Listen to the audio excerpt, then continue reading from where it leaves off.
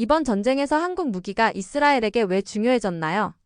상당히 첨단 기술과 질적 우위를 가지고 있는 나라입니다. 그러니까 숫자는 적죠. 인구도 적지만 질적 우위에 있습니다. 이스라엘은 지난 아마 전쟁을 자세히 이제 관찰하신 분들은 알겠지만 여러 다층 방공망을 운영하고 있거든요. 그래서 아이언돔, 다윗의 돌팔매, 에로우 2, 3에서 에로우 시스템이 이렇게 해서 다층 방공망을 유지하고 있습니다. 조금 더 살펴보면 하마스와 헤즈볼라 같은 경우는 조금 이제 조악한 로켓 공격들을 하거든요. 이런 걸 막는 게 이제 아이언돔이고요. 지난번에 이란이 공격했던 탄도 미사일을 유격하는 데 쓰는 게 바로 이제 에로우 시스템이라는 방공망을 운영하고 있습니다. 근데요, 전쟁이 길어지면 길어질수록 뭡니까?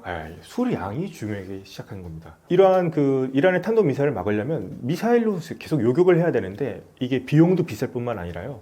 계속 재고가 소진이 되다 보면 이스라엘도 더 이상 막을 수 없는 위기에 처하게 되겠죠. 그렇기 때문에 이런 것들이 현실적인 부담으로 떠오르기 시작한 겁니다. 미국은 이스라엘에 대해서 확실하게 지원을 계속하고 있지만 장기적으로 이렇게 만약 전쟁이 계속될 경우에는 미국 말고도 다른 이런 보완할 수 있는 그런 국가가 필요하겠죠. 그래서 가장 확실한 그런 이스라엘의 약점을 보완해 줄 수 있는 국가가 어딜까? 바로 우리 대한민국입니다. 우리 대한민국도 뛰어난 방공 기술을 가지고 있고요. 또 방산 역량을 최고 많이 K방산이라고 해서 많이 주목받고 있습니다. 그래서 한국의 방공 체계가 이란이 훌륭한 아이언돔을 비롯한 다층 방공망을 운영하고 있지만 이것을 대체하고 있는 것은 아니지만 우리의 어떤 방산 기술, 방공 체계가 이스라엘의 어떤 방공망 같은 것들을 충분히 보완하거나 도와줄 수 있는 그런 기술은 충분히 되죠. 그렇기 때문에 이스라엘의 다층 방공 체계를 보완하는 역할을 하는 데는 우리의 K 방산, 우리의 기술이 상당히 많은 도움이 될 것으로 보입니다. 또 하나는 이제 군수 보급 능력이죠. 아까도 말씀드렸다시피 결국에는 이제 공급, 그다음에 수량이 중요한데요.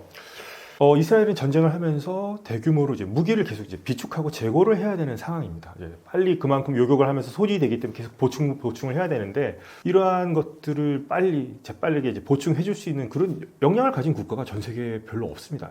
바로 대한민국이에요. 대한민국의 방사는 많이 홍보가 됐던 것처럼 빠른 생산, 또 납기를 또 잘 지키는 것으로 유명하고 또 안정적으로 공급해주고 또 무엇보다도 이제 가성비가 엄청나게 뛰어나거든요. 그렇기 때문에 이스라엘한테는 가장 현실적이면서 최적의 대안으로 꼽히고 있는 거죠. 그래서 미국과 유럽 국가들, 그러니까 나토 국가들 같은 경우에는 그래도 그 전에는 이스라엘을 많이 이렇게 무기 같은 걸 지원해주고 공급해주고 했었는데 좀 정치적인 제약이 있습니다. 이를테면 그 유럽 같은데 보시면은 반 이스라엘 시위가 되게 강하지 않습니까? 그래서 미국에서도 그렇고요. 그래서 이스라엘로 가는 어떤 무기라든가 어떤 부품 같은 것들을 막아야 된다, 보이콧해야 된다, 이런 국내 정치적인 입김이 상당히 강하게 작용하고 있습니다. 근데 우리나라는 아직 그런 건 없지 않습니까? 그래서 이런 것들은 상당히 한국이 현실적인 대안으로서 이스라엘은 최적으로 떠오르고 있고요. 그리고 한국과 이스라엘은 또 대표적으로 우리 친미 국가지 않습니까? 그렇기 때문에 기술적으로도 상호 보완적이에요.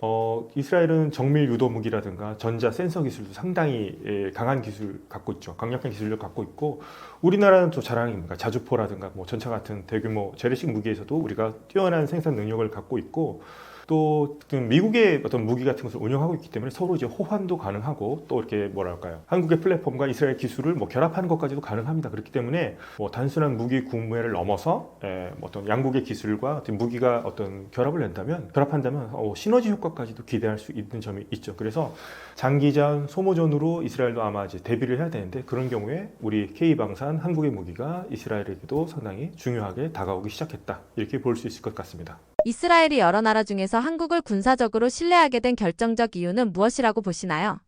신뢰가 상당히 중요한 얘기죠. 왜냐하면 세계에서 그럼 가장 강한 무기를 만드는 나라가 어디냐? 그럼 미국이겠죠. 이스라엘도 상당히 성능 좋은 무기를 만들고 있고요. 하지만 신뢰라는 문제에서는 대한민국이 저는 아마도 이스라엘뿐만 아니라 전 세계적으로 가장 신뢰할 수 있는 국가가 전 대한민국이라고 생각합니다. 첫 번째, 대한민국 현재 지금 북한과 우리가 분단 상태지 않습니까? 어떻게 보면 한국 전쟁이 끝나지 않은 상황이죠. 그렇기 때문에 한국은 전쟁이 어떤 것인지 잘 알고 있는 나라로 많은 국가들이 알고 있습니다. 상시적인 북한의 위협에 노출되어 있기 때문에 그런 전쟁을 준비하면서 국가 안보를 계속 유지해 온 분단 국가라는 사실이 또 크게 많은 사람들이 이해를 하고 있고요. 이러한 상시 대비 체제가 우리에게는 어떻게 보면 위협이고 상당히 부담스럽기도 하지만 그렇기 때문에 우리는 전쟁에 대비해서 군수 생산이라든가 무기, 탄약 이런 재고 관리, 그다음에 동원 체제 같은 것들 우리나라가 지금 운영을 잘 하고 있죠. 이런 것들이 이스라엘이 봤을 때는 한국이 무기만 수출하는 게 아니라 전쟁에 대해서 우리도 지금 전쟁을 겪고 있는데 한국도 전쟁을 제대로 준비하는 나라구나. 이런 것에 대해서 이스라엘과 일종의 공감대가 형성할 수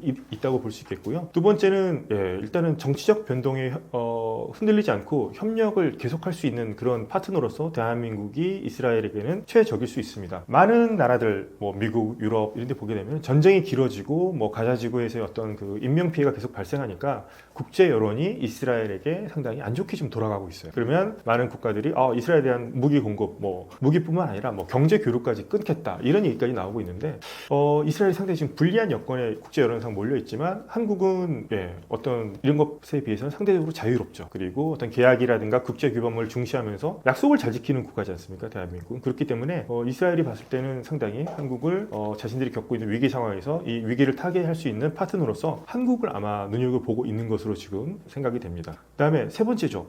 우리나라의 무기가 이미 실전에서 실력이 검증이 됐습니다. 이미 유럽에서도 우리나라의 어떤 자주포라든가 전차 같은 게 수출이 되어 있고 중동에서도 많은 국가들이 관심을 갖고 있죠. 납기일도 잘 지키고요, 성능도 좋고요, 계약도 잘 지키고, 그다음에 실전에서도 약속한 시점에 빠른 물량을 공급하면서 성능 좋은 무기를 공급할 수 있는 국가다 보니까 한국을 뭐 거부할 이유가 없습니다. 그래서 이 부분에서 K방산, 우리의 방산이 높은 신뢰를 현재까지 계속 이제 쌓아왔다고 볼 수 있겠습니다. 그래서 무기의 성능도 뛰어나지만 한국은 변치 않고 어떤 약속을 지키는 그런 국가로서 신뢰를 할 수 있는 국가라는 큰 자산을 갖고 있는 국가고, 그렇기 때문에 이스라엘의 가장 큰 이스라엘이 지금 위기에 있지만 가장 큰 신뢰를 할 수 있는 나라로 한국을 생각하고 있다. 이렇게 볼 수 있을 것 같습니다. 탄약과 같은 공급 능력이 현대 전쟁에서 왜 이렇게 중요한 요소가 됐다고 보시나요?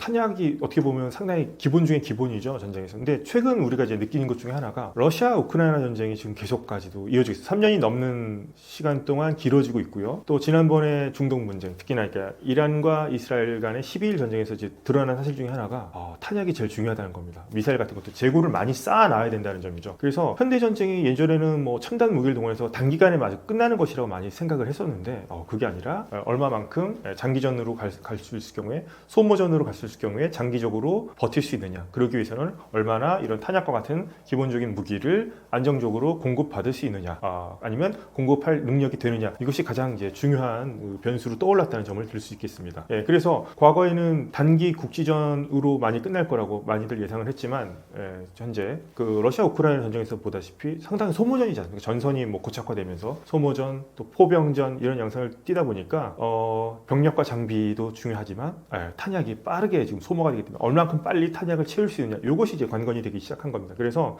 아무리 첨단 무기를 가지고 있다고 해도 가장 기본적인 탄약이 없으면 사실상 뭐 전쟁을 수행할 수 있는 능력을 상실하게 되는 것이죠. 그렇기 때문에 대량의 탄약을 생산 보급할 수 있는 능력 자체가 전쟁 수행 능력으로 이어지고 있습니다. 그리고 첨단 무기에 대한 의존도가 심해지면 지을수록 이제 역설적으로 탄약에 대한 어떤 의존도가 줄어든다고 본인들이 많이 생각을 했었고, 많은 국가들이 이것이 오히려 이제 공급 문제를 심화시킨 부분이 있습니다. 정밀 유도 무기라든가 고성능 폭탄에 집중을 하다 보니까 이런 생산 라인들을 운영하다 보니까 단기간에 어떻게 생산량을 단기간에 늘리기가 상당히 어려운 측면이 있는데요. 서방 국가들, 특히 나토 국가들 보게 되면은 이제 오랫동안 이제 너무 평화에 익숙해지다 보니까 평시에 맞는 방산 생산 체제를 유지해 왔다는 거예요. 이런 그러니까 비상 전시 상황, 장기전, 소모전에 전혀 대비를 하지 못해 왔다는 거죠. 근데 막상 러시아 우크라이나 전쟁 같은 전쟁이 터지다 보니까 수요를 따라가기가 힘든 거예요. 그렇기 때문에 생산에 어떤 차질을 빚기 시작한 거죠. 그러니까 동맹국들 간에도 지원을 원활하게 해주면 좋은데 자신들이 지금 탄약이 없으니까 지원을 해줄 수 없는 상황에 처하게 된 것이죠. 때문에 이러한 것들이 지금 뭐 러시아 우크라이나 전쟁이 고착화되고 장기화되는데도 어떤 또 영향을 미치고 있다고 볼 수 있는 것이죠. 그렇기 때문에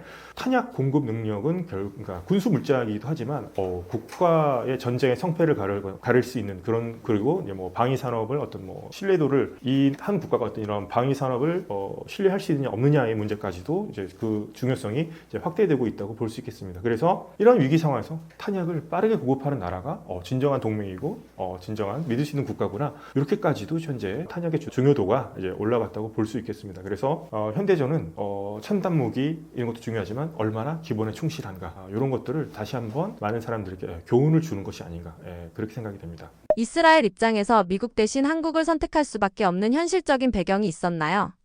미국을 일단은 배제한 것은 아니고요. 미국은 계속 이제 유지하고 있으면서 한국을 이제 그 대안으로서 이제 추가를 한다고 볼 수 있겠죠. 보완적으로. 그래서 미국이 부족한 부분을 이제 한국이 채워주기를 바라는 거죠. 자, 이스라엘이 첫 번째 들 수 있는 건 이제 속도와 안정성의 문제를 들 수 있겠네요. 그러니까 미국이 우리나라도 그렇지만 이스라엘의 최우선 동맹은 역시나 미국입니다. 그런데 미국은 신경을 써야 할 지역이 되게 많습니다. 왜냐하면 중동도 있지만 러시아 우크라이나 전쟁까지도 지금 우크라이나를 지원하고 있는 상황이기 때문에 한 군데에만 집중할 수 없는 상황이거든요. 그렇기 때문에 미국도 뭐 탄약이라든가 또 이런 방산에서 어느 정도 좀 제한이 있을 수밖에 없는 상황이죠. 그리고 미국은 이제 민주주의 국가다 보니까 의회의 어떤 정치적인 절차를 통과해야 하는 그런 부분이 있기 때문에 상당히 절차가 복잡하죠. 그리고 미국도 보면은 국내 뭐 대학생들 뭐 시위라든가 국제 여론 같은 거 봤을 때 이스라엘을 돕는 것에 대해서 상당히 냉소적인 시각 또 배관시하는 그런 분위기가 있거든요. 그래서 예전처럼 막 미국이 이스라엘을 돕고 싶다고 해서 막 무조건적으로 막 신속하게 이스라엘을 지원해 줄 수 있는 그런 상황이 미국도 아닙니다. 그렇기 때문에 지금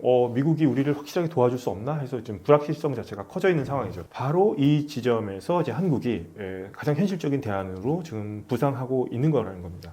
계속 얘기하지만 한국은 뭐 전쟁이 언제 일어날 수도 모르는 그 가능성을 항상 준비해온 국가죠. 분단 국가로서. 그렇기 때문에 이것이 오히려 대량 생산 체계를 계속 유지할 수 있고 또 남들보다 빠르게 무기라든가 이것을 납품할 수 있는 그런 능력을 갖게 됐습니다. 불행 중 다행으로. 그래서 이스라엘은 한국은 또 어떤 정치적으로 뭐 반 이스라엘 뭐 시위를 한다거나 이런 것과 사실 입장을 표명한 그런 국가가 아니죠. 그렇기 때문에 그런 것을 전혀 신경 쓰지 않고서 필요할 때 적시에 자신에게 필요한 무기를 공급할 수 있는 정말 신뢰할 수 있고 또 실무적으로 중요한 파트너로 인식되기 시작한 겁니다. 그래서 이스라엘 입장에서 봤을 때 한국은 뭐 최고의 성능을 가진 무기까지 아니지만 최고의 무기를 안정적으로 공급할 수 있는 최고의 안정성을 제공할 수 있는 파트너로 생각하고 있는 것 같습니다. 그리고 두 번째는 미국 중심의 무기를 운용하고 있어요. 이스라엘. 우리나라도 마찬가지죠. 그러니까 상당히 미국 중심의 무기 체제를 훼손하지 않는 보완제의 측면을 가지고 있다는 점이죠.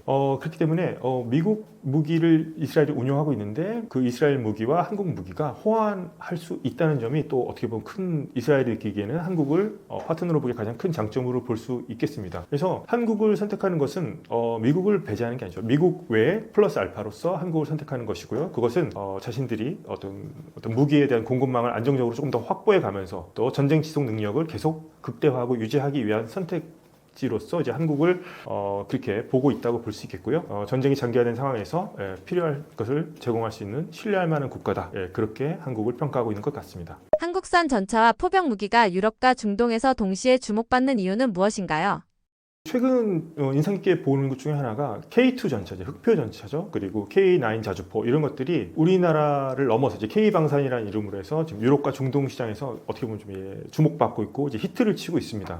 우리가 이제 글로벌 방산 시장에서 이렇게 놀라운 인기 국가로서 이제 부상하게 된 이유 중에 하나가 성능을 넘어서 현대전이 요구하고 있는 그런 여러 조건들을 충족하기 있기 때문인데요. 첫 번째는 역시나 압도적인 가성비와 신속한 납기 능력입니다. 미국하고 유럽산 무기 성능 뛰어납니다. 그런데 비싸요. 비싸고 생산하고 이걸 또 이제 제때 인도하느냐 그게 상당히 느리다는 점이 약점이죠. 그런데 한국은 서방의 첨단 기술, 우리 독자 기술도 있죠. 그래서 첨단 기술을 기반으로 하고 있으면서도 가격도 합리적이고요. 그다음에 제때에 빠르게 공급할 수 있는 능력까지 가지고 있는 나라입니다. 이런 나라가 없습니다. 전 세계에. 그래서 특히나 이제 러시아 우크라이나 전쟁 이후에 전쟁이 장기화되면서 소모전으로 가면서 재고를 빨리빨리 보충해야 되는 상황에서 그런 유럽 국가들, 그다음에 이제 러시아 위협인 유럽 국가들, 그다음에 중동 같은 경우도 현재 안보 위협이 계속되고 있죠. 그렇기 때문에 이런 유럽과 중동 국가들에서 한국의 무기가 상당히 매력적으로 다가오고 있는 것이죠. 제때제때 무기를 받을 수 있다는 점만으로도요. 그다음에 둘째는 전투 환경에 또 최적화되어 있고 이미 우리 무기의 성능이 검증이 되었다는 점입니다. 그러니까 한국의 전차와 자주포를 보면은 우리의 어떤 한반도에서 항상 북한의 위협에 대비해온 그런 전제로서 개발해왔기 때문에 상당히 좀 실전 능력도 갖추고 있고 혹독한 환경을 견뎌낸다는 점이 있습니다. 그러니까 한국은 여름에는 엄청나게 덥고 겨울에 엄청나게 추운데 이런 점들이 우리 일반인들이 생각할 때 힘들지만 무기를 테스트하거나 이럴 때 어디서도 적용이 가능한 그런 이제 장점으로 작용할 수 있는 거죠. 그래서 혹독한 환경에도 견딜 수 있는 그런 가운데서도 높은 가동률을 유지할 수 있도록 우리의 무기들이 이제 설계가 되었다는 점이 이제 장점으로 꼽히는 겁니다. 그래서 뭐 K9 자주포 같은 경우에도 생각보다도 훨씬 더 긴 사거리를 자동하고 있고 자동화된 사격 통제 시스템을 갖고 있으니까요. 이런 점 같은 경우에는 이제 폴란드에서도 상당히 좀 매력적으로 다가와서 폴란드가 우리나라 이런 것들을 상당히 매력적으로 이제 폴란드, 뭐 아랍에미리트 이런 국가들이 상당히 좀 매력적으로 지금 생각하고 있는 것이죠. 그래서 한국산 우리의 어떤 무기가 이렇게 인기가 있는 것은 생산 속도와 가격 경쟁력, 그다음에 성능 이런 것들이 모두 충족시키기 때문이라고 이제 볼 수 있겠습니다. 이번 사례가 앞으로 한국 방산의 국제적 위상에 어떤 영향을 줄 거라고 보시나요? 이렇게 K방산이 어떻게 보면 이렇게 많은 인기를 얻게 된 것은 이제 앞으로도 우리의 K방산뿐만 아니라 한국의 위상까지도 제거할 수 있는 그런 요인이 될 것 같습니다. 그래서 한국산 무기에 대한 어떤 편견도 그 전에는 작용했다고 보거든요. 그러니까 우리말 중에 싼 게 비지떡이라는 말이 있는데 한국 방산은 가격도 싸지만 성능도 좋다. 그래서 이게 들어맞지 않는 케이스죠. 그래서 합리적인 가격, 최적의 품질, 그다음에 제때의 날짜에 공급할 수 있는 그런 능력을 가지고 있기 때문에 K방산의 위상이 상당히 좀 격상되었고요. 또 전쟁터죠. 지금 우크라이나라든가 중동의 사례에서 보듯이 전투가 첨단 무기가 있는 것도 중요하지만 계속 지속적으로 하기 위해서는 대량 생산 능력, 그다음에 안정적으로 무기가 공급이 돼야 된다. 이런 게 이제 중요하게 작용하는데 그런 것들을 지금 K방산이 지금 증명하고 있다고 볼 수 있겠습니다. 그리고 두 번째는 신뢰의 기반을 한국 방산이 튼튼하게 구축하고 있다는 점을 들 수 있겠습니다. 이스라엘도 이미 첨단 기술 강국이긴 하지만 이스라엘이 만약 한국 무기에 이렇게 관심을 갖는다는 것 자체가 이스라엘도 한국을 인정한다. 한국이 그만큼 첨단 기술을 가지고 있다. 이런 것을 증명한다고 보는 어떤 방증이 되는 것이죠. 그렇기 때문에 또 이스라엘과의 또 관계를 중시하는 국가들이 많죠. 뭐 서방 국가들도 있는데 이스라엘이 한국을 이렇게 신뢰한다? 그러면 그런 서방 국가들에게도 한국을 믿을 수 있는 어떤 파트너다. 방산의 파트너로서 그런 사인을 주는 거라고 볼 수 있겠습니다. 그래서 정치적 어떤 불확실성, 어떤 여론에 흔들리지 않고 약속을 지키는 파트너다. 이러한 그런 평판이 지금 한국 방산에게 있기 때문에 이런 것들은 앞으로도 유럽, 중동뿐만 아니라 수많은 다른 국가들과의 장기적으로 계약을 맺는데 긍정적인 요인으로 작용할 것으로 보입니다. 그래서 이런 부분들이 앞으로도 글로벌 무대에서 한국 방산이 양적 성장뿐만 아니라 질적, 전략적 더 나아가서 우리나라의 국제적인 위상까지도 제고할 수 있는 그런 요인으로 작용할 것으로 봅니다. 가자지구 휴전 2단계가 특히 어려워지는 가장 큰 이유는 무엇인가요? 가자지구 2단계가 어려운 이유 중에 하나는 2단계 내용은 분명한데요. 문제는 1단계에서 지금 휴전안이 제대로 이행되고 있지 않기 때문으로 저는 생각이 됩니다. 1단계가 이제 잘 진행이 돼야지 이제 2단계로 넘어갈 수 있는 거죠. 1단계 내용을 살펴보면요. 먼저 일단은 총성을 멈추고 전면적인 전투를 멈추고 하마스 같은 경우는 인질을 송환하고 유해를 이제 돌려주는 것도 포함하고 그다음에 이스라엘 같은 경우에도 이제 수감자들을 석방시키고 그다음에 인도주의 지원을 이제 개방하는 것을 이제 내용으로 했는데 이것들이 제대로 이루어지지 않았다는 점이 있습니다. 그리고 당사자인 하마스와 이스라엘이 이 휴전을 별로 이렇게 원치 않았다는 점이 가장 큰 문제인 것 같습니다. 그래서 첫 번째로 보자면 일단 그 하마스의 인질과 유해 송환이 상당히 좀 늦어졌습니다. 그래서 첫 번째는 지금 이 영상을 찍고 있는 이 시간까지도 이스라엘의 유해 한 구가 아직까지도 지금 송환이 되고 있지 않은 상태거든요. 그래서 지금 현재까지도 1단계가 마무리되지 않은 상태입니다. 그리고 인도주의적인 지원이 제대로 이루어졌느냐? 그런 것도 좀 상당히 좀 안타까운 부분이죠. 이제 이스라엘에서는 좀 자유로운 인도 지원을 하기보다는 하마스의 어떤 재무장화를 우려하고 있기 때문에 상당히 제한적인 지원을 하고 있고 그렇기 때문에 가자지구 주민들에게도 그 인도주의 물자가 하마스에 의해서든지 어떤 그쪽에서 그것을 관리할 수 있는 제대로 된 세력이 없기 때문에 그런 것들이 제대로 이루어지고 있지 않습니다. 그래서 1단계가 좀 첫 단추가 제대로 잘 안 끼워진 느낌이 있기 때문에 2단계까지 가는 것도 상당한 험난한 길이 예상이 되고 있습니다. 그리고 2단계에서는 이제 가장 중요한 것이 하마스의 무장 해제, 그 다음에 그것을 관리 감독할 국제 안정화군을 배치, 그 다음에 임시 통치 구조를 만들고, 그 다음에 이렇게 하는 건데 지금 1단계부터 이렇게 서로 간에 지금 신뢰를 회복하지 못하고 있는 상태고 약속도 제대로 이행이 되고 있지 않은 상태입니다. 그리고 곳곳에서 잘 알려지고 있지는 않지만 이제 교전 같은 것도 벌어지고 있는 상황이거든요. 그런데 2단계로 넘어가는 건 상당히 지금 제대로 마무리하지 않고서 지금 넘어가는 거거든요. 그래서 이런 부분에서 실질적으로 2단계로 넘어갈 수 있느냐 이런 것들이 상당히 저는 우려스럽습니다. 왜냐하면 2단계로 진입했다고 아마 트럼프 대통령은 발표를 할 수 있을 거였는데 발표를 하는 것으로 끝난 것이 아니라 과연 진짜 2단계로 갈 준비가 되어 있는가 1단계가 완성이 됐는가 그 부분에 대해서는 저도 상당히 회의적이고요. 상당히 그런 것들이 지금 2단계로 가는 것에 제대로 된 2단계로 이행하는 것에 상당한 걸림돌로 작용하고 있다. 이렇게 보고 있습니다. 이스라엘이 휴전 2단계의 전제 조건으로 하마스 무장 해제를 내세우는 배경은 무엇인가요? 우선 하마스가 무장 해제를 하고 더 나아가서 이제 가자 지구에서 새로운 이제 전후의 통치 체제를 만드는 것이 어떤 이제 휴전 2단계의 가장 근본적인 목적이라고 할 수 있겠죠. 하마스의 무장 해제는 어떻게 보면 전쟁 재발을 막기 위한 최소의 조건이라고 볼 수 있겠습니다. 일단 이스라엘 시각에서 봤을 때 뭐 하마스가 무장을 계속 유지한 채로 이스라엘군이 예를 들어서 2단계 라인대로 1차 철수를 했지만 2차 라인까지 철수할 경우에는 이스라엘 입장에서는 상당히 불안 요인이죠. 그리고 국제안정화군이 지금 아직까지는 제대로 구성이 되지 않고 있는 상황인데 국제안정화군이 과연 제대로 구성이 됐다 쳐도 그 국제안정화군이 들어가서 과연 그 하마스 무장 해제를 제대로 할 수 있을지 거기에 대한 어떤 좀 불신이 있는 것이죠. 그리고 지금 하마스가 하는 행동을 봤을 때는 1단계부터 2단계로 넘어가는 것을 원치 않는 것처럼 보이는 게 많거든요. 그러니까 인질 송환 문제라든가 여러 부분에서 뭔가 시간을 끄는 듯한 모습을 좀 보여주고 있거든요. 그러니까 시간을 버는 것이 아니냐 뭐 이런 것들 때문에 상당히 지금 하마스가 무장 해제할 시간을 벌어주는 것 아니냐 이런 좀 의심이 있기 때문에 또 전쟁의 재발을 막기 위해서는 하마스가 무장 해제해야 된다 이런 것을 강력하게 주장하고 있는 거고요. 또 이런 그 하마스가 무장을 하고 있는 상태에서 이런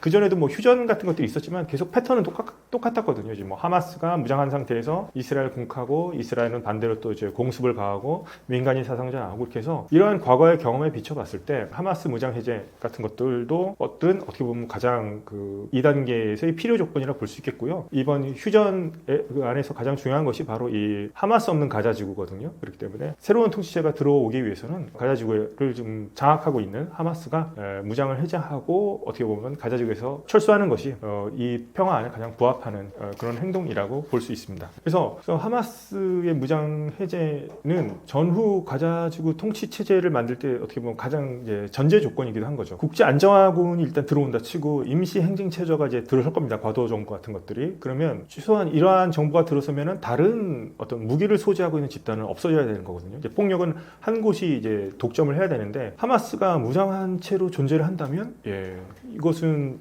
앞뒤가 안 맞는 얘기가 되는 거죠. 과도 기구 입장에서는. 그래서 어떤 국제기구나 뭐 제3국도 뭐 국제안정화군이 들어오겠지만 이것을 해결해야 되는데 그러면 전후에 가자 지구 통치 구조를 재편하고 가자 지구를 재건하는데 하마스가 무장 해제를 한 상태로 있다? 이것은 그 다음 단계로 나가기 정말 힘든 단계입니다. 가장 중요한 조건이고요. 하마스 무장 해제가. 이스라엘 입장에서는 그렇겠죠. 이스라엘 정치를 놓고 봤을 때 10월 7일날 2020년 10월 7일날 하마스가 선제 공격을 해서 전쟁이 벌어졌는데 이스라엘 입장에서는 이런 테러리스트들을 내버려 두고서 얘네들이 무장한 채로 가만히 내버려 둔다? 이것은 현 정부로서는 이것은 받아들이기 힘들겠죠. 그리고 그렇기 때문에 하마스의 무장 해제 요구는 이스라엘 입장에서는 안보 문제이기도 하지만 현 정권의 정치적 정당성을 지키기 위한 최소한의 그 조건이기도 한 겁니다. 그렇기 때문에 하마스가 무장 해제를 하지 않는 한 예전처럼 똑같습니다. 공격과 보복, 재보복 이런 악순환은 계속될 것이고요. 결국에 그 피해자는 가자지구 주민이 될 것이다. 그런 점에서 하마스 무장 해제가 제일 관건이라고 볼 수 있겠습니다. 반대로 하마스가 이스라엘군 철수를 먼저 요구하는 이유는 무엇인가요? 하마스 입장에서는 예를 들어서 하마스는 존재 자체가 일단은 무장 투쟁 단체로서 탄생한 단체였고 그다음에 예전에 이제 발표했던 자신들의 1988년 교약이라는 게 있거든요. 이제 헌장 같은 것도 보게 되면은 이스라엘이라는 국가 자체를 인정하고 있지 않고요. 어떻게 보면 이스라엘을 없애는 게 이제 목표인 단체인데 자신들이 먼저 무기를 내려놓게 되면은 이스라엘이 어떻게 나올지 모르는 이제 불안감이 자리 잡고 있는 것이죠. 만약에 이스라엘이 계속 주둔한 상태에서 하마스가 무장 해제를 한다? 어떤 일이 벌어질지도 모르는 것을 이제 불안하기도 하고 이거는 어떻게 보면 무조건적인 항복을 의미하는 것으로 이제 받아들이게 되는 거죠. 이스라엘군이 가자에 남아 있는 한 하마스는 지금 자신들이 열세인 상태로 협상을 해야 되기 때문에 이스라엘군이 사라진 상태에서 자신들이 좀 더 유리한 위치를 차지하기 위해서라도 계속 먼저 이스라엘군이 철수를 해야 된다. 그러면서 이제 무기를 포기하지 않고 있는 그런 이제 입장을 유지하고 있는 것이고요. 하마스가 이제 자기 스스로 계속 이제 물러서지 않는 저항세로 묘사를 했는데 이스라엘군이 철수하는 모습을 연출을 하든 실제로 철수를 한다면 이것은 대외적으로 자신들이 이 전쟁에서 승리해서 이스라엘군을 가자지구에서 계속 철수시키는 모습을 보여줬다. 자신들이 이제 승리했다는 그런 어떤 스토리를 만들 수 있는 아주 중요한 기회거든요. 그렇기 때문에 이스라엘군의 철수 없이 휴전을 들어가지는 않으려고 이제 노력을 할 겁니다. 그런 이야기를 만들기 위해서. 그래서 자신의 내부 지지층과 팔레스타인 사회에서 정당성을 지키기 위해서라도 이스라엘군이 철수하는 모습을 상당히 좀 보여주고 싶어 할 겁니다. 그런 모습 때문에 있고 세 번째가 이제 가자지구 통치 정권을 계속 유지하려는 것 때문에 그런 겁니다. 왜냐하면 가자 지구에도 여러 다양한 세력들이 있고요. 다양한 목소리들이 있는데요. 2007년도에 하마스가 폭력으로 가자 지구를 접수한 적이 있습니다. 그 후로 지금까지 계속 이제 철권 통치를 해온 거거든요. 그래서 가자 지구 안에 있는 정치적인 반대파들을 다 제거했고요. 그다음에 엄격한 그 종교 국가를 꿈꾸는 세력이기 때문에 종교 규범을 강제해 왔고, 그다음에 다른 뭐 조직들의 어떤 그 활동 같은 것들을 철저하게 막아왔습니다. 그런데 하마스는 하여튼 뭐 무장 해제를 처음에 그 휴전 합의를 할 때는 약속을 했는데 가자 지구를 내놓기는 싫은 상황인 거죠. 막상 휴전을 하고 나서 이제 생각이 좀 달라진 겁니다. 그래서 가자 지구를 계속 장악하고 싶어하고 있기 때문에요. 무장 해제도 하지 않고, 그다음에 이스라엘군이 남아 있는 상황에서 이것은 사실상 불가능한 거죠. 자신들이 가자 지구를 계속 통치하고 싶어 하는데, 그렇기 때문에 가자 지구 철수를 언급하는 것은 자신의 가자 지구의 지배력을 계속 유지하기 위한 그런 목표를 가지고 있기 때문이라고 볼 수 있겠습니다. 그래서 하마스도 그렇고 뭐 이스라엘도 그렇지만 가자 지구에서의 전후 새로운 세력이 들어온 것을 반기지 않는 것으로 지금 볼 수 있겠습니다. 휴전 2단계에서 논의되는 국제안정화군 배치는 왜 합의가 쉽지 않은가요? 2단계에서 가장 또 중요한 것이 하마스의 무장 해제를 감독하고 감시해야 할 국제안정화군의 배치입니다. 국제안정화군 같은 경우는 이제 유엔에서도 결의가 났기 때문에 이제 시행이 돼야 되는데요. 우선 이게 문제는 단순하게 병력이 주둔하는 게 아니라 하마스 무장 해제라든가 이러한 지금 해결하지 못한 과제를 이 국제안정화군이 해야 된다는 과제가 있는 거거든요. 일단은 국제안정화군 유력한 후보로서 떠오르는 나라들이 이제 뭐 인도네시아, 아제르바이잔, 이집트 이런 국가들이 물망에 떠오르고 있는데, 이런 나라들이 직접 이제 들어오게 되면은 어떤 사태가 벌어질지 모릅니다. 하마스가 저항을 할 가능성이 높고요. 그렇기 때문에 지금 이 국가들이 물망으로 떠오르고 있지만 확실하게 뭐 참여해서 구성이 된 것까지 현재까지는 아직 결정이 나지 않은 상태고요. 어떻게 보면 또 새로운 전쟁 당사자가 될 수 있는 위협이 있다고 생각하기 때문에 좀 많은 나라들이 지금 이 국제안정화군에 자신들이 포함되는 것을 썩 그렇게 반기지는 않는 상태로 볼 수 있겠습니다. 그래서 사실상 무장 해제를 해줘야 되는데 지금 하마스가 무장 해제를 하지 않겠다고 지금 공언한 상황이거든요. 무장 해제를 하지 않겠다, 아니면 동결한 상태를 유지하겠다. 이렇기 때문에 국제안정화군으로 포함된다면은 어떻게 보면 이것을 하마스와의 좀 갈등이 불가피할 수도 있고, 자칫하면 뭐 그 안에서 강제 집행을 할 경우에 유혈 충돌, 뭐 내전까지도 발생할 수 있는 상황이기 때문에 이것을 쉽게 감당하려는 국가들이 나타나지 않는 것 같고요. 참여국을 둘러싼 갈등도 있습니다. 좀 특이하게도 여기에 국제안정화군에 참여하겠다고, 자신들이 참여하겠다, 제발 자기를 넣어달라고 하는 국가가 있는데 그게 바로 튀르키예입니다. 근데 이걸 또 튀르키예가 또 참여하는 건 이스라엘이 원치를 않습니다. 왜냐하면 튀르키예는 친하마스 국가예요. 하마스를 시종 일관 지지해왔고요. 또 많은 하마스 대원들이 또 튀르키예에서 지금 활동을 하고 있습니다. 그런데 튀르키예가 가자 지구에 진입하는 것은 어떻게 보냐면 얘네들이 직접 하마스를 무장 해제하는 게 아니라 하마스를 도와주러 오는 거 아니야? 이렇게 느껴질 수가 있거든요. 그렇기 때문에 이스라엘의 입장에서는 튀르키예군은 국제안정화군이 아니라 친하마스 세력을 오히려 키우는 것 아니냐, 뭐 이렇게 볼 수 있기 때문에 튀르키예의 그 국제안정화군 참여를 또 이스라엘도 결사적으로 좀 반대하고 있는 상황입니다. 그래서 국제안정화군 뭐 배치, 뭐 지금 구성 배치 아직까지 좀 결정이 나지 않은 상황이지만 뭐 결정이 되겠지만, 지금까지 좀 난항을 겪고 있는 상황에서 볼 수 있는 것은 병력이 부족해서도 아니고 무기가 없어서도 아닙니다. 각 나라들이 뭐 이스라엘을 제외하고 각 나라들이 하마스가 장악하고 있는 가자 지구 안에 들어와서 하마스의 충돌을 원치 않기 때문에, 그렇기 때문에 지금 국제안정화군의 구성이 난항을 겪고 있는 것으로 지금 볼 수 있겠습니다. 이스라엘군이 언급한 옐로 라인을 새로운 국경으로 보려는 시도는 어떤 의미를 갖나요?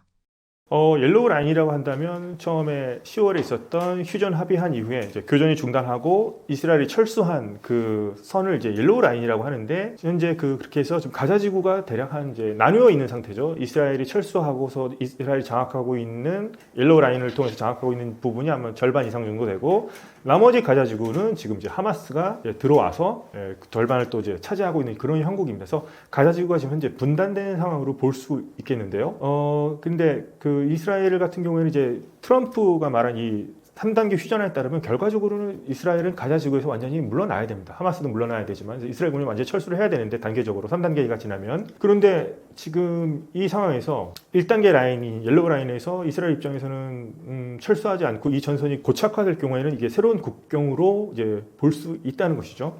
이것은 어떻게 보면 일부 이제 군 사령관 쪽에서도 나오는 얘기는 차라리 이 라인을 그냥 아예 국경처럼 새로 만들어서 가자 지구를 나누는 것을 어떻게 보면 하나의 국경으로 만들고 이렇게 해서 완충지대로 만들자, 뭐 이런 지금 논의가 오가고 있는 것을 이스라엘 군부와 강경파들 내에서 이런 얘기가 지금 오가는 것으로 나오고 있습니다. 그래서 근데 이런 것들은 어떻게 보면 이제 가자 지구를 절반을 어떻게 보면 이스라엘이 갖겠다는 그런 것으로 볼 수 있는 것이죠. 해석될 수 있는 건데요.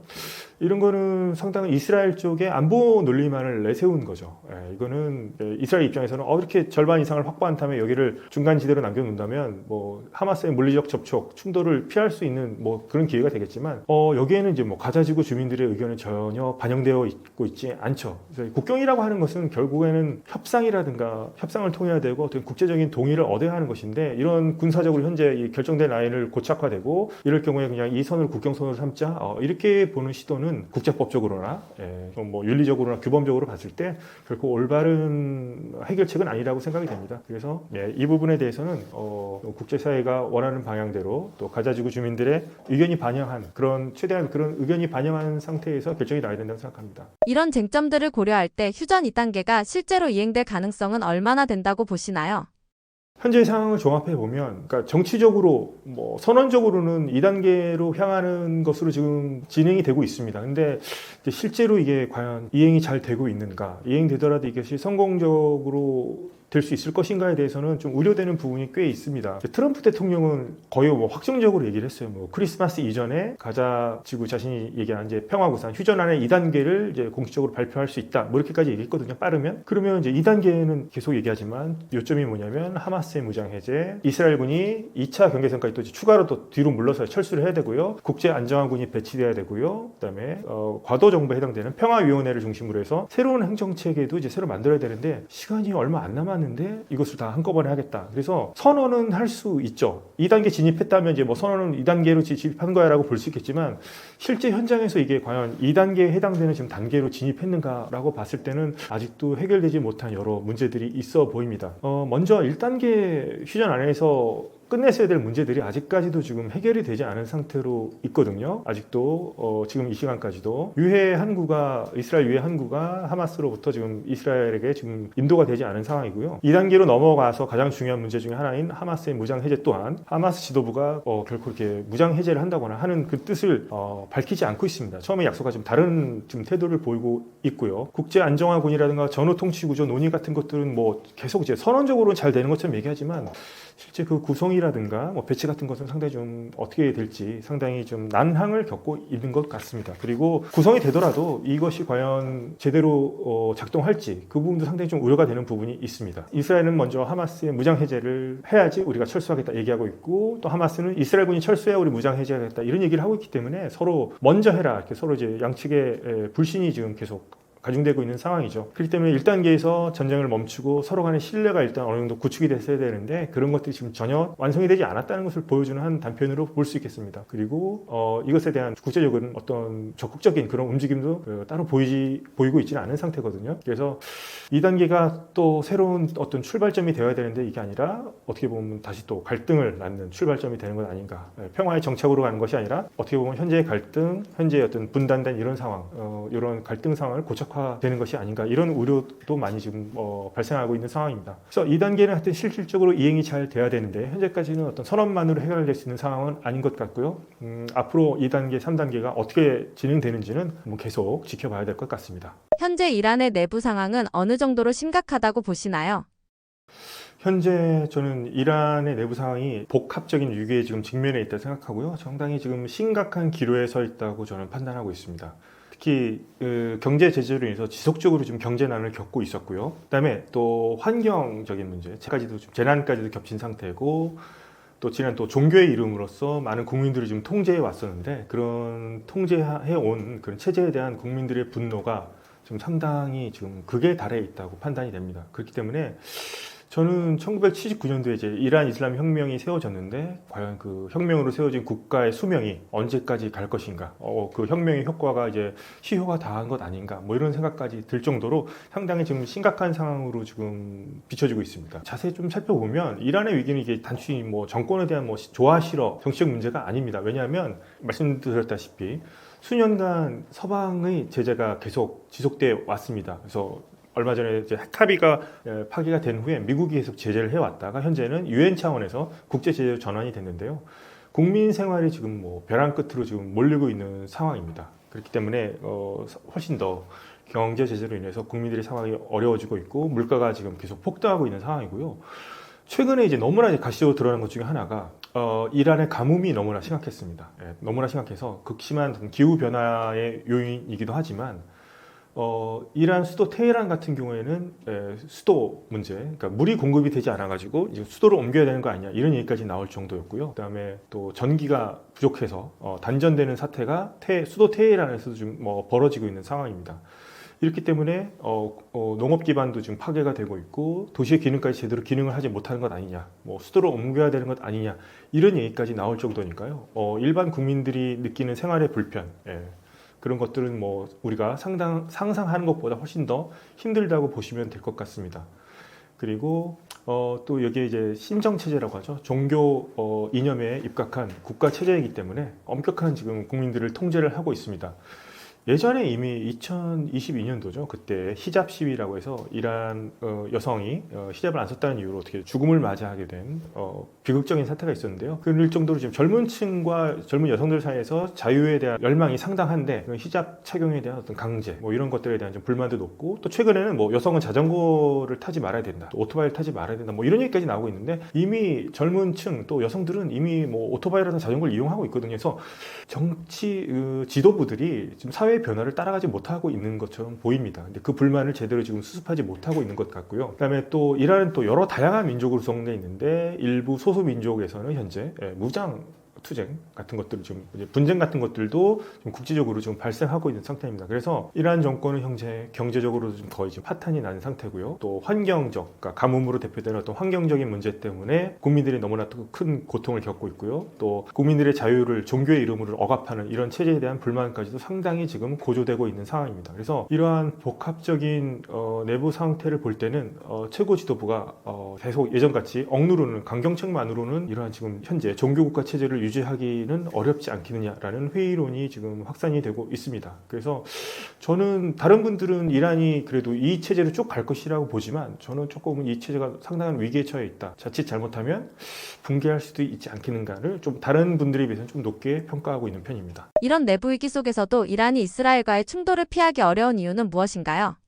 현재 이러한 위기가 있을 경우에는 어떻게 보면 지금 내부적으로 문제를 해결하는 것이 우선인데 제가 봤을 때는 이스라엘과 충돌을 이란 지금 지도부는 피하지는 않는 것으로 보입니다. 왜냐하면 이것은 이제 단순한 국가 간 외교 문제가 아니라 이란 체제 내부의 문제이기도 합니다. 이란 체제의 정당성, 그다음에 체제의 어떤 생존 전략과도 이스라엘과의 충돌이 결부되어 있기 때문에 그렇습니다. 첫 번째 보면 이스라엘과의 왜 싸우냐, 이스라엘과 왜 충돌하냐, 이스라엘을 왜 이렇게 나쁘게 보냐, 지금 이란 지도부가 이거 자체가 현재 이란의 어떤 이 종교국가 신정체제의 상징성이자 정당성의 그 자체입니다. 1979년에 이란 이슬람 혁명 이후에 헌법을 새로 만들었죠. 근데 헌법이 어떻게 명시되어 있냐면 이란은 전 세계 억압받는 자들을 위해서 싸운다. 압제자들에 맞서 싸우도록 그것을 지원하는 것을 마치 자신들의 의무라고 이렇게 명시해 왔어요. 여기서 억압받는 자들을 대표하는 사람이 누구냐면 바로 팔레스타인입니다. 그러니까 이란은 압제자 이스라엘에 맞서서 팔레스타인을 우리가 지원해야 된다.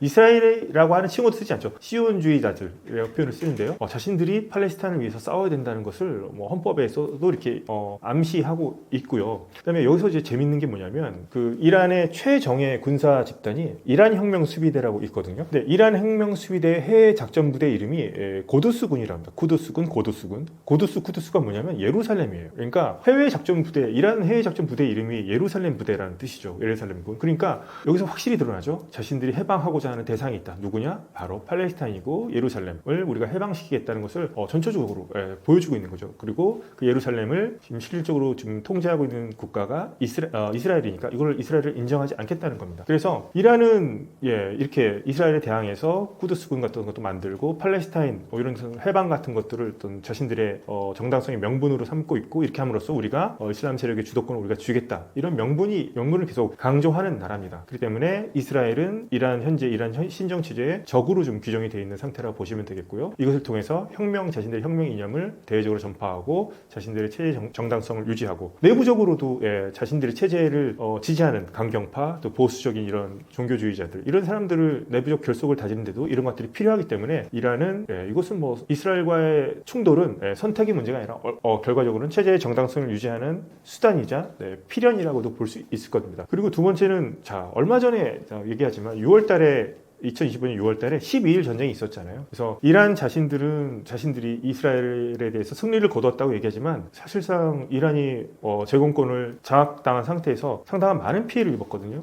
어떻게 보면 패배했다고도 볼 수 있는데요. 여기에 이란은 엄청난 전략적, 심리적, 자존심에 큰 상처를 받았습니다. 많은 국민들이 이란이 상당히 강국이라고 생각을 했거든요. 왜냐하면 또 자신들의 자유를 억압하면서도 그래도 중동에서는 상당한 강국이라고 생각을 해왔는데 이란 공군에 의해서 속수무책으로 당하는 모습을 보여줬습니다. 방공망이 완전히 붕괴가 됐고요. 그런 취약성을 노출했죠. 그렇다 보니까 자신들을 억압해왔던 지도부에 대한 신뢰도 상당히 좀 추락을 한 상태죠. 우리들한테는 이렇게 막고 자유를 억압했는데 외세에 대해서는 이렇게 싸움을 못하나? 이렇게 할 정도로 해서 많은 좀 그 지도부에 대한 그 신뢰가 많이 훼손된 상태죠. 그렇기 때문에 이란 정권은 자신들의 내부 불만을 이러한 불만들을 억제하기 위해서라도 한번 이스라엘에 대해서 복수라고 할까요? 어떻게 한번은 자신들이 강하다는 것을 한번 또 이스라엘한테 보여줄 차례가 됐다고 생각하는 것 같습니다. 그리고 마지막으로 이제 핵 문제를 들 수 있겠네요. 그래서 이란은 현재 핵 개발 자체가 체제 생존과 직결된 문제이기 때문에 핵 개발을 포기하지 않을 거고요. 이스라엘은 이것을 결코 용납하지 않고 있기 때문이죠. 이건 레드라인이에요, 이스라엘에게는. 그래서 이란이 정통성 유지, 체제 생존을 위해서 핵을 가지고 있는데 이스라엘은 이것을 용납하지 않는다. 결국에는 계속 이런 양측의 입장이 엇갈리고 있기 때문에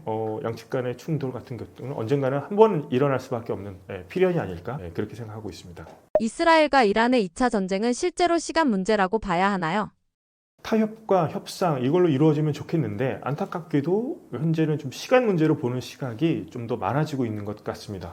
첫 번째로 양국 간의 대립은 근본적으로 체제 생존이 달려있는 문제입니다.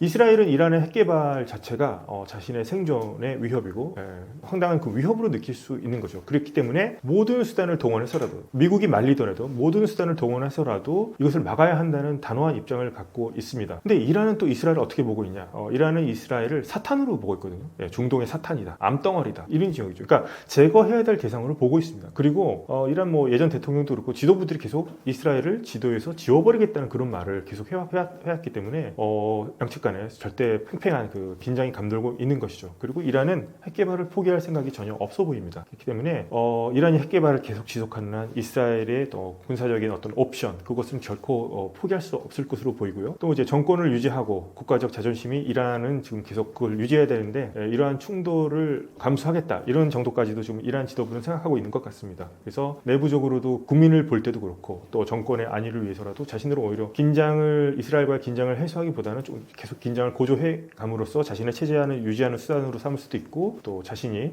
이스라엘에게 결코 밀리지 않았다는 것을 보이기 위해서라도 이런 긴장을 고조한다든가 전쟁까지 일어난다고 해도 그것을 피하려고까지는 생각하고 있는 것 같지는 않습니다. 그래서 특히나 또 이란이 운영하고 있는 중동 내 대리 조직들이 있죠. 이스라엘을 겨냥하고 있는 그런 대리 조직과도 계속 지속적으로 협력을 하고 있기 때문에 이러한 또 갈등 요인들이 있기 때문에 또 이란과 이스라엘 간의 충돌은 또 일어날 가능성이 상당히 계속 높아지고 있는 것이 아니냐 이렇게 보고 있고요. 그렇기 때문에 이러한 서로 간의 입장이 지금 평행선을 달리고 있기 때문에 결국에는 타협과 협상이 불가능하고 이럴 경우에 결국엔 군사적 옵션을 사용할 수밖에 없지 않느냐 이런 가능성이 지금 높아지고 있는 것이고요. 만약에 이렇게 될 경우에는 저번같이 12일 단기전으로 이렇게 빨리 끝날 것이냐 이게 아니라 중장기적으로 전면전으로 가는 것 아닌가 이렇게 보는 시각도 있습니다. 그래서 2차전 이란과 이스라엘 간의 2차전은 점점 시간 문제로 보는 시각이 많아지고 있습니다. 만약 2차 충돌이 발생한다면 1차 때와 가장 크게 달라질 점은 무엇이라고 보시나요?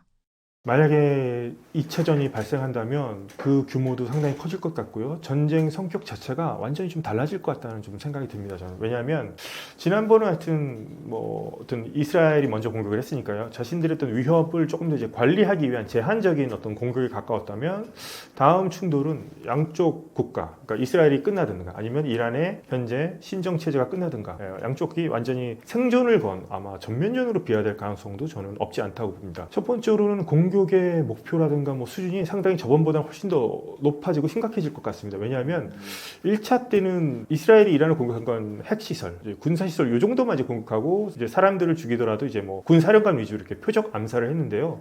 이번에는 아예 이란 체제를 아예 바꿔버릴 수 있는 그런 것까지도 아마 고려하고 있지 않을까. 이스라엘이 공격을 한다면 그것까지도 비춰집니다. 그래서 이란 체제를 완전히 무너뜨릴 수 있는 것이 무엇인가. 그것까지도 염두에 둔 그런 공격이 일어날 것 같아서 아마도 핵시설, 군사시설을 넘어선 있었던 다른 뭐 핵심 인프라 시설 같은 것들, 그럼 가뭄에 시달리고 댐이라든가 뭐 석유 시설까지 건드린다면 이란이 완전히 이제 체제 유지하기를 힘들 정도로 만들 수 있을 것으로 이제 예상되니까요.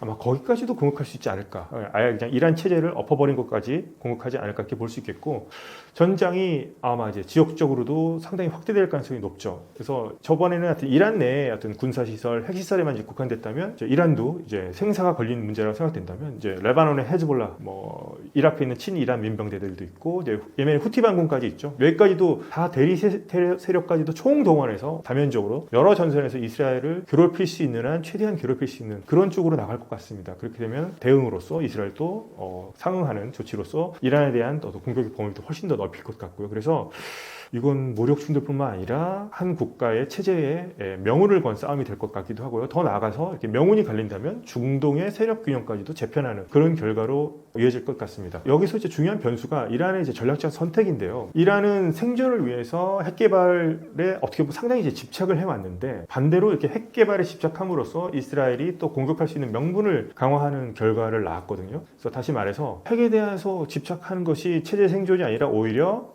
이스라엘과 미국의 공격으로 이어지고 어떻게 뭐 체제의 생존을 위협하는 것 아닌가, 이렇게 역설을 낳기도 하는 측면도 있어 보입니다. 그래서 두 번째 충돌은 아마도 서로 간에 이쯤에서 끝나자 하면서 이렇게 좋게 끝나는 것은 아니겠지만, 이쯤에서 끝나자로서 끝나는 것이 아니라 결코 물러설 수 없는 체제, 국가의 운명을 건 아마 생존을 건 뭐 끝장을 보는 싸움이 될 가능성이 크지 않을까 그렇게 보고 있고요.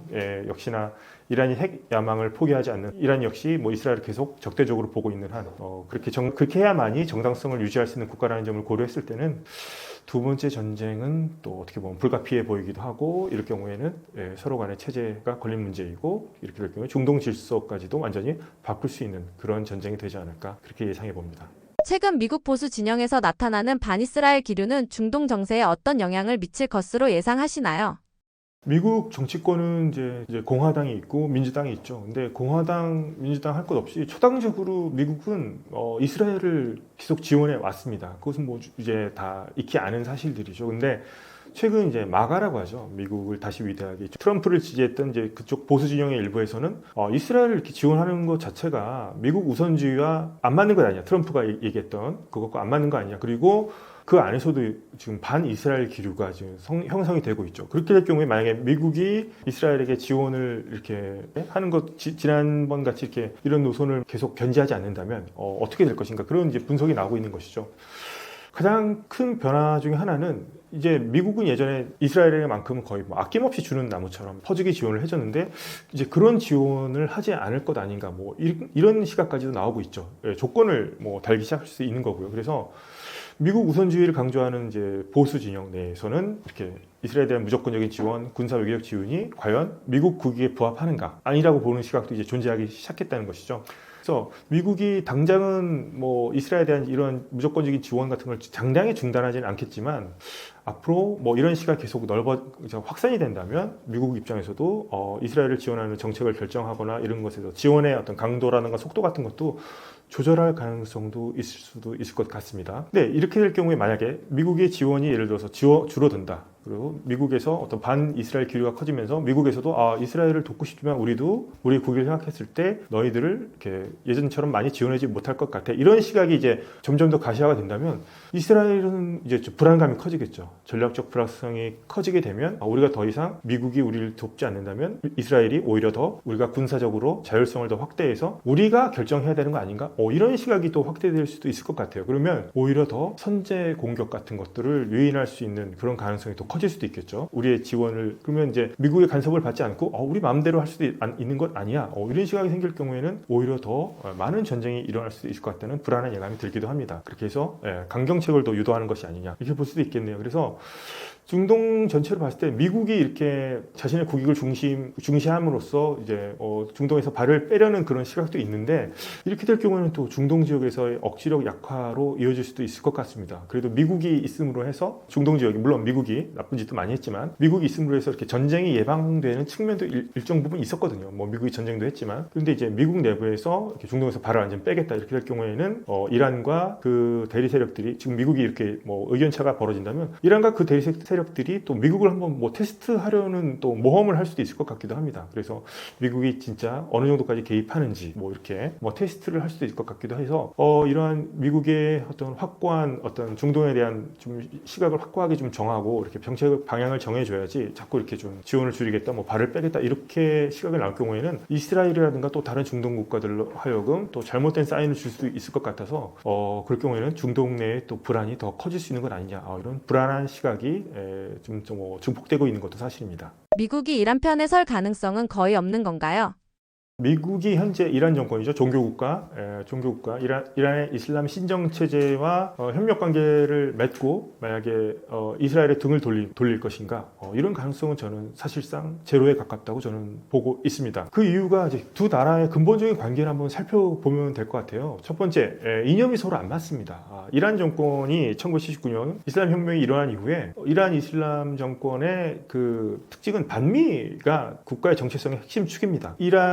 이스라엘은 미국을 큰 사탄이라 보고 있습니다. 지구의 사탄이라 보고 있고요. 그런 사탄이고 이제 이스라엘을 작은 사탄으로 보고 있거든요. 그래서 그런 이스라엘을 키우고 있는 배후에 미국이 있다고 생각하기 때문에 그 미국을 악으로 설정하고 있기 때문에 친미로 돌아설 가능성도 없고요. 또 대표적인 케이스가 예전에 주 이란에 있던 미 대사관을 점령한 사건도 있었거든요. 그렇기 때문에 미국이 이러한 자신들을 정말 암으로 보고 사탄으로 보고 있는 국가와 미국이 이란과 손을 잡을 것인가, 이란 편에 설 것인가, 이런 것은 상당히 예상하기 힘든 부분이고요. 두 번째, 핵 개발과 또 지역의 패권 문제가 또 걸려 있습니다. 이란이 이제 핵 개발을 하는 거는 미국의 그 동맹들이죠. 친미 국가들을 상당히 긴장시키는 요인이죠. 첫 번째, 이스라엘도 있고 뭐 아랍에미리트, 사우디아라비아 같은 경우는 대표적인 친미 국가인데 이란이 핵 개발을 아무리 겉으로 이제 평화적으로 이용하기 위해서 한다고 하지만 이렇게 핵 개발을 계속 할 경우에 미국이 이란 편을 든다? 이럴 경우에 그럼 이스라엘과 사우디아라비아라든가 다른 친미 국가들이 느끼는 배신감이 상당하겠죠. 그동안 우리를 미국이 지켜주고 이란으로부터 우리를 막아줬는데 미국이 이란 편을 들어 뭐 이런 일이 일어날 가능성 상당히 적지만 이런 것은 상당히 그동안에 중동에 있는 친미 국가들을 상당히 실망시키는 행동이고요. 이럴 경우에는 미국이 중동에서 신뢰를 상당히 잃을 수 있는 그런 요인이 될 수 있겠죠. 그래서 이것은 만약에 이란이 지지할 일도 없지만 이란을 지지한다는 것은 미국이 중동 패권을 완전히 내려놓는 것이고 미국과 친미 국가들, 중동 내 친미 국가들의 관계를 아예 끊을 각오를 하고서 하면 모를까, 이런 일이 일어날 가능성은 저는 없다고 봅니다. 그래서 현재로서는 없다고 단언하지만 한 가지 뭐 예외적인 시나리오는 하나 있겠죠. 예를 들어서 이란이 내부에 심각한 위기로 인해서 현재 이슬람 정권이 무너지고 서방과 협력을 추구하고 미국을 좋아하는 친미 성향의 세속적인 정권이 들어선다면 그때는 뭐 상황이 달라질 수 있겠죠. 그때는 미국이 이란 편을 들 수도 있을 겁니다. 하지만 현재 이슬람 체제, 이슬람 신정 정권 하에서는 미국이 이란 편을 들 가능성은 없어 보입니다. 5차 중동 전쟁이 초읽기 국면에 들어섰다고 판단하는데요. 박사님 보시기에는 어떠신가요?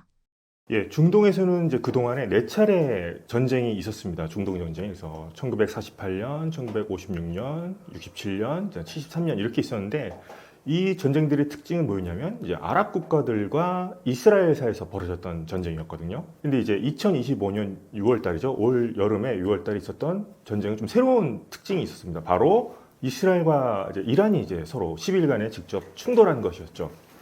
그래서 근데 여기서 중요한 건 많은 분들이 초읽기 얘기를 하시는데 그 지난번에 있던 12일 전쟁이 이제 끝이 아니라고 보는 시각이 많다는 점이에요. 이 전쟁이 이제 끝이라기보다는 아마도 다음 2차전을 준비하기 위한 어떤 숨고르기 아닌가, 뭐 이런 측면으로 보는 사람들이 많습니다. 그래서 이란과 이스라엘이 한 번 더 만약에 또 전쟁을 벌인다, 2차전을 벌이게 된다 한다면은 뭐 이것은 이제 훗날 역사가 어떻게 기록할지 모르겠지만 이것을 만약에 제5차 중동 전쟁으로 뭐 불리게 될 수도 있지 않을까. 많은 분들이 궁금해하시는 대로 제5차 중동 전쟁이 될 수도 있다고 생각합니다.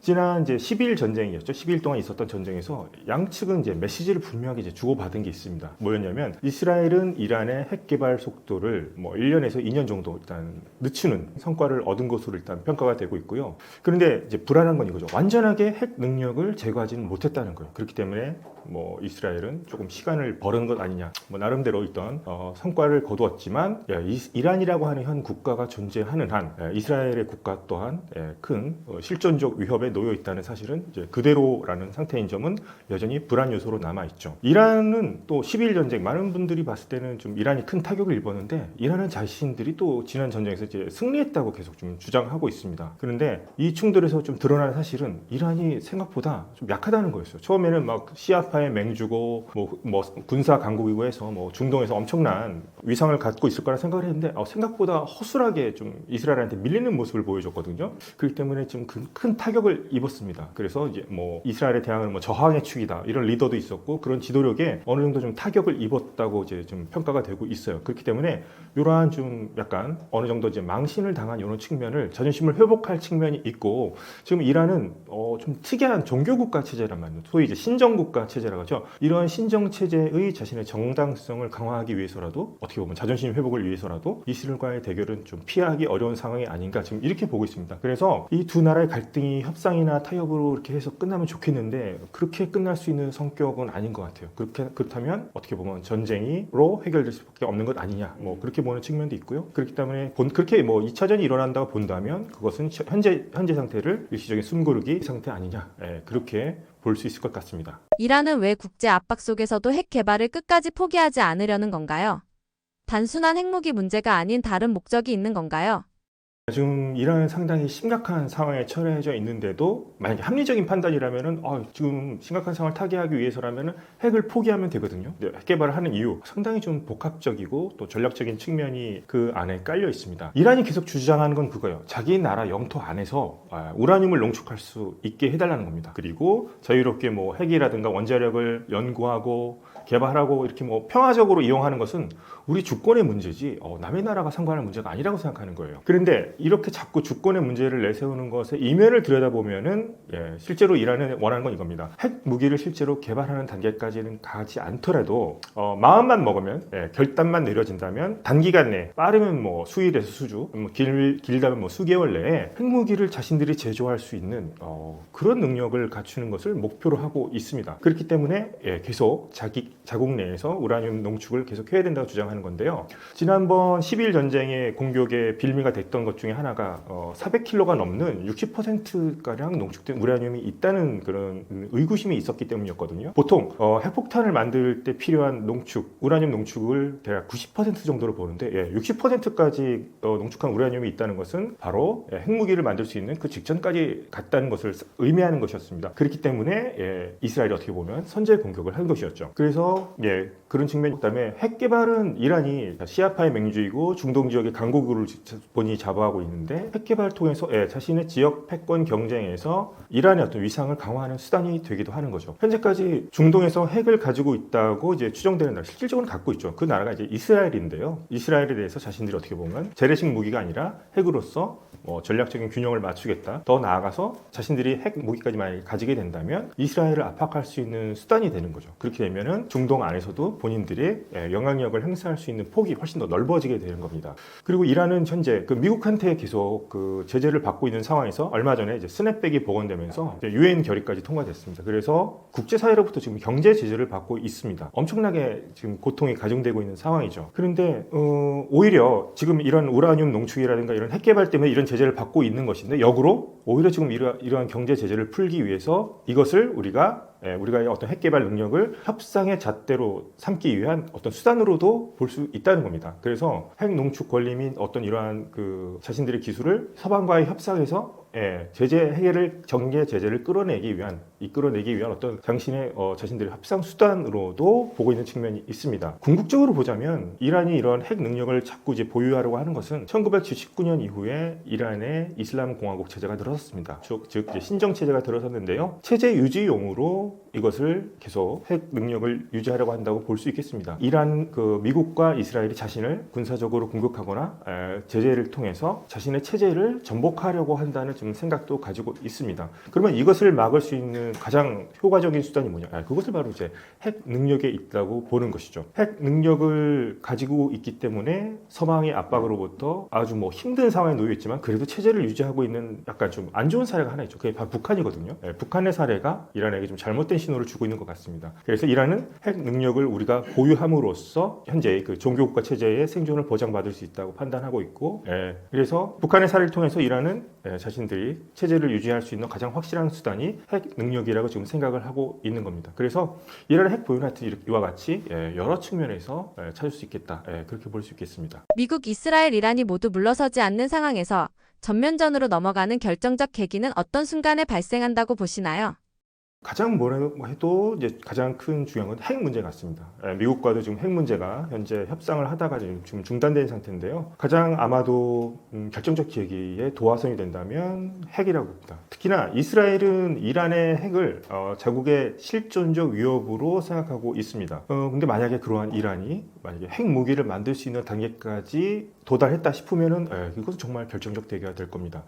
현재 이란은 국제 원자력 기구, 그러니까 IAEA로부터의 사찰과 감시를 받고 있지 않습니다. 그래서 지금 핵시설이 지금 어떤 상태인지 확인할 길이 없어요. 그러니까 깜깜이 상태입니다, 지금. 그래서 지금 현재 뭐 지난 6월 달에 했던 12일 전쟁에서 그럼 그 핵시설이 어느 정도 파괴가 됐는지, 뭐 농축된 우라늄이 지금 어디로 갔는지 전혀 지금 알 수가 없는 상황이에요. 그래서 이런 상황이 계속 이제 장기화될 경우에는 불안 요인이 더 커지겠죠. 이란이 지금 정말 무슨 핵을 지금 숨기고 있는 거 아닌가? 뭐 이런 생각을 가질 수도 있을 거란 말입니다. 그럴 경우에는 미국과 이스라엘이 갖고 있는 이란에 대한 불투명성, 그렇게 되면 불확실성도 극대화되겠죠. 그러면 또 중요한 것이 뭐냐면 이란은 이제 지난번에 공격받았던 이제 나탄주와 포로도 같은 핵시설이 있습니다. 그때 뭐 미국이 뭐 벙커버스터까지 사용하면서 완전히 이제 뭐 파괴했다고 하는데 이 시설 같은 경우는 현재도 지금 위성 사진 같은 걸 계속 감시를 하고 있거든요. 국제 원자력 기구가 이제 뭐 감찰을 하고 있지 못하지만 만약에 이 시설을 뭐 다시 뭐 복구하는 본격적인 뭐 신호가 보인다거나 뭐 지하 시설 같은 경우를 뭐 어떻게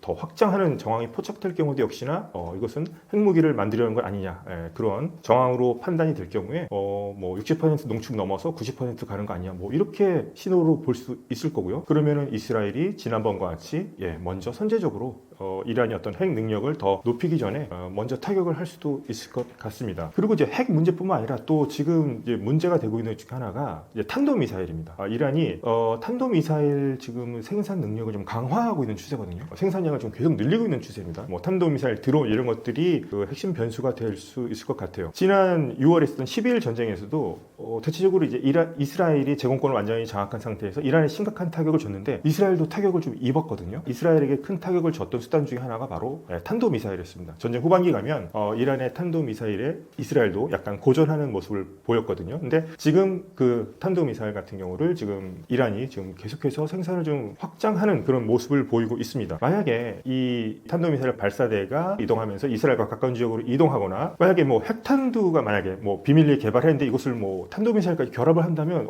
이거는 정말 이스라엘이든가 미국이 봤을 때는 정말 위험한 시도일 수도 있죠. 이거는 뭐 미국, 이스라엘뿐만 아니라 다른 걸프 국가들한테도 위험한 시도가 될 수 있습니다. 이럴 경우에는 역시나 이스라엘과 미국도 좌시하지 않을 것 같습니다. 그리고 하나 또 살펴보자면 이제 대리 조직 문제가 있습니다. 이란은 자신의 어떤 시아파의 어떤 그 맹주로서 그 어느 정도 이제 이스라엘을 좀 견제하고 이스라엘 좀 괴롭히는 대리 조직들을 운영해 왔습니다. 대표적인 게 레바논에는 헤즈볼라, 예멘에도 이제 후티 반군도 지원했고 이라크 안에는 시아파 민병대들이 있습니다. 이런 대리 조직들을 운영하고 있는데 이러한 대리 조직들이 예를 들어서 뭐 이스라엘이라든가 미국의 이익을 아주 중대하게 침해하는 경우가 발생할 경우에는 또한 이것도 어떤 충돌의 도화선이 될 수도 있을 것 같습니다. 지금 제가 가장 주시하는 거는 제일 중요한 건 지금 레바논에 있는 헤즈볼라라는 단체입니다. 헤즈볼라는 이란이 이슬람 혁명 이후에 시아파로서 그 레바논에 있는 시아파들을 중심으로 해서 만든 단체예요. 무장 단체인데 이란 입장에서는 어떻게 보면 레바논에서 자신이 낳은 자식과 같은 존재거든요. 근데 현재 지금 레바논에 뭐가 걸려 있냐면 레바논 정부가 헤즈볼라를 연말까지 무장 해제를 하라고 지금 한 상태예요. 근데 헤즈볼라가 지금 적극적으로 무장 해제를 하지 않고 있는 상태죠. 문제는 레바논 정부군이 헤즈볼라 군보다 강하지가 않습니다. 지금 다른 사람의 힘을 빌려야 할 것 같은데요. 헤즈볼라는 현재 무장 해제를 적극적으로 하지 않은 상태에서 현재 이스라엘이 지금 레바논 남부 지역의 헤즈볼라의 군사 시설 같은 것을 좀 타격 작전을 하고 있습니다. 뭐 터널이라든가 뭐 무기 보관소 같은 것 이미 타격이 들어갔는데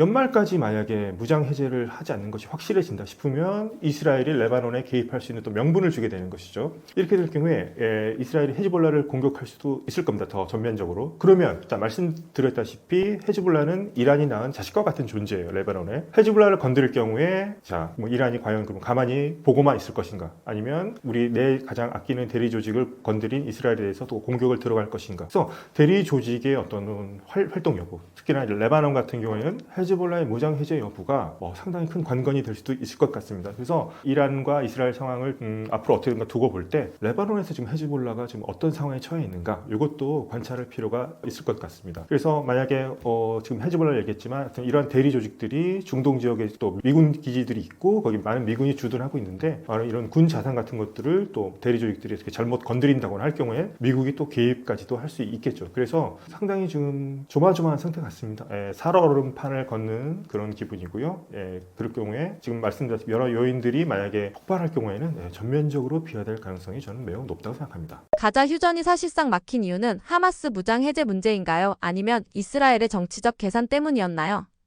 첫 번째 이제 휴전안이 처음에 이제 발표가 난 후에 현재 이제 휴전 1단계인데요. 휴전안에서 가장 지금 중요하게 보는 것 중에 하나가 이제 가자지구, 바로 하마스가 없는 가자지구. 그다음에 이제 이스라엘 군도 물러난 가자지구를 좀 이제 지향하고 있습니다. 근데 현재까지 지금 휴전 이행이 이제 다음 단계로 넘어가기에 앞서서 지연되는 이유는 현재까지는 저는 하마스 지도부의 태도가 바뀐 것을 꼽을 수 있을 것 같아요. 처음에 휴전 협정이 이제 극적으로 이제 트럼프 대통령에서 이제 합의가 됐을 때 가장 중요했던 내용 중에 하나가 하마스가 가자지구에서 무장 해제를 하고 또 하마스 대원들 같은 경우에도 뭐 제3국으로 무장 해제할 경우에 사면해주고 제3국으로 이동을 보장하겠다 이렇게 합의를 했기 때문에 그런 이제 휴전 합의가 이루어진 것이었는데. 그런데 지금 하마스 지도부의 태도가 지금 그때와 좀 태도가 많이 다릅니다. 지금 그래서 이 약속을 분명히 후퇴해서 지금 어떻게 하냐면 무장 해제를 공개적으로 좀 거부하는 것까지 나오고 있고요. 우리의 존재 이유가 바로 무장 투쟁이다. 근데 무장 해제를 어떻게 하느냐 이런 얘기까지도 나오고 있고 또 하나는 뭐 무장 해제까지는 아니지만 뭐 우리가 무장된 상태를 이대로 유지하겠다. 동결한 상태로 유지하겠다. 이런 얘기까지 나오고 있거든요. 근데 그거는 처음 휴전 합의했을 때 내용과는 좀 다른 내용입니다. 그래서 이런 부분이 지금 하마스 지도부의 좀 태도 변화가 눈에 띄고 있고 휴전 기간이라고 하는데 지금 현재 휴전이라고 하지만 총성이 완전히 멈춘 것으로 보이진 않습니다. 왜냐하면 1단계 지금 휴전 기간임에도 불구하고 하마스와 이스라엘 군 간의 일단 교전 같은 것들이 벌어지고 있습니다. 대표적인 게 뭐 하마스 같은 경우에 땅굴을 파가지고 이스라엘이 1단계로 철수한 지역까지 와서 뭐 이스라엘 군을 상대로 도발을 하는 행위도 있고 이것에 대한 보복으로 또 이스라엘 군이 뭐 공습을 가한다거나 이렇게 되면서 민간인 또 피해자도 나오고 하기 때문에 휴전이 1단계는 뭐 합의했다고 하지만은 완전히 총성이 멈췄다고 보기는 힘들 것 같고요. 또 얼마 전에는 또 이스라엘이 뭐 하마스의 뭐 2인자에 해당되는 증원사령관, 가자지구의 군사 부문에 2인자에 해당되는 사람까지도 암살하기도 했었죠. 또 그 빌미는 또 하마스가 먼저 이스라엘 군을 뭐 공격했다 그 상태였고 그래서 지금 현재 그 완전한 뭐 총성이 멈췄다고 보기도 힘들고 또 하마스 같은 경우에는 지금 그렇게 무장 해제를 안 하는 이유 중에 하나가 자신들이 일단 하마스를 지배해야 된다는 생각을 아직도 갖고 있기 때문이거든요. 그렇기 때문에 휴전 기간임에도 자신들이 계속 그 무장 해제라든가 이런 것에 대해서 소극적인 이제 2단계에 넘어가면서 무장 해제를 해야 되는데 소극적인 태도를 보이는 게 지금 현재는 자신의 경쟁 세력들을 제거하고 이제 반대 세력들을 지금 억압하는 그런 행태가 지금 나타나고 있습니다. 그래서 자신들의 통치 구조를 계속 강화하는 데 오히려 더 집중하고 있거든요. 그렇기 때문에 현재 하마스 같은 경우에도 좀 시간을 벌기 위한 수단으로서 지금 무장 해제에서도 상당히 소극적인 태도를 보이고 있는 것 같고 또 어제 약속했던 것 중에 하나가 이제 인질 송환 또 유해 송환 문제였는데요. 이것도 현재 지금 촬영하고 있는 이 순간까지도 유해 항구가 아직까지도 이스라엘로 돌아오지 못하고 있습니다. 하마스가 송환하지 않고 있거든요.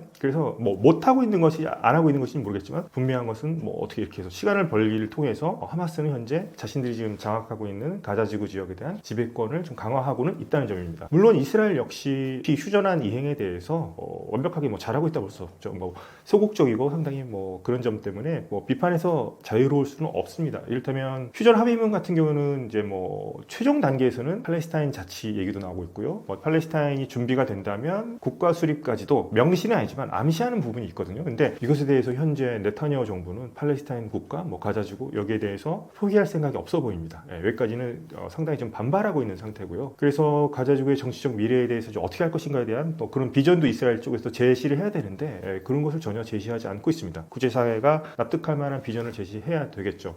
그런 부분이 없기 때문에 이스라엘도 현재 가자지구 전체에서 철수할 마음은 없어 보이는 것 같습니다. 그래서 단순하게 좀 휴전 같은 경우에는 이제 교전도 중단하고 이제 안전하게 전후 질서, 가자지구를 조금 더 좋은 민주적 통치, 그다음 복구하면서 좀 이제 번영하는 그런 지대로 만들고 싶어하는 게 목적이었는데 휴전 1단계부터 상당히 삐걱거리고 있고 제대로 완료되지 못하고 있는 것 같은 상황입니다. 일시적인 폭력 중단, 교전은 벌어지지만 어떤 그 전쟁 중단 그 정도의 의미를 제외하고는 현재 뭐 인도주의적인 지원 같은 것도 상당히 미진한 상태이고 하기 때문에 상당히 지금 불안한 상태에 놓여 있다고 볼 수 있겠습니다.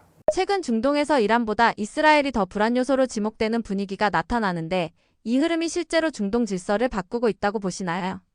예, 그렇습니다. 그 전까지 이제 불안 요소로 쳤던 나라가 대표적인 이제 이란이었었거든요. 1979년도에 이란 이슬람 혁명이 일어납니다. 그러니까 세계에 어떻게 보면 최초로 종교 국가가 탄생하는 순간이었어요. 그 현대사에서. 그래서 이란이 그렇게 해서 종교 국가를 만든 것은 뭐 이란 그 당시 사람들의 뭐 선택이라고 볼 수 있겠죠. 그러는데 문제는 이란은 1979년 혁명 이후에 이 자신들의 이 통치 모델을 전 세계로 수출하려고 하는 성향을 보였다는 점에 그렇기 때문에 주변국들은 상당히 긴장할 수밖에 없었죠. 그리고 이런 혁명을 수출하는 데 이어서 일종의 또 핵 개발도 추진해 왔기 때문에 뭐 이스라엘뿐만 아니라 주변 아랍 걸프 국가들 사이에서도 이스라엘을 상당히 전통적인 위협 세력으로 봐왔던 것이 사실입니다. 근데 이제 최근 들어서 이스라엘이 이제 어떻게 보면 불안 요소가 아니냐는 게 지금 상당수 이제 많은 공감대를 얻고 있죠. 왜냐하면 가장 큰 것은 바로 지난번에 그 이란과 이스라엘과 있었던 12일 전쟁입니다. 이건 분명히 미국과 이란이 어쨌거나 핵 협상을 하고 있었고 뭐 미국도 이스라엘에 공격하는 것은 뭐 무긴 한 거지만 협상 중인데 일단 이스라엘이 먼저 선제 공격을 했지 않습니까? 뭐 이스라엘 입장에서는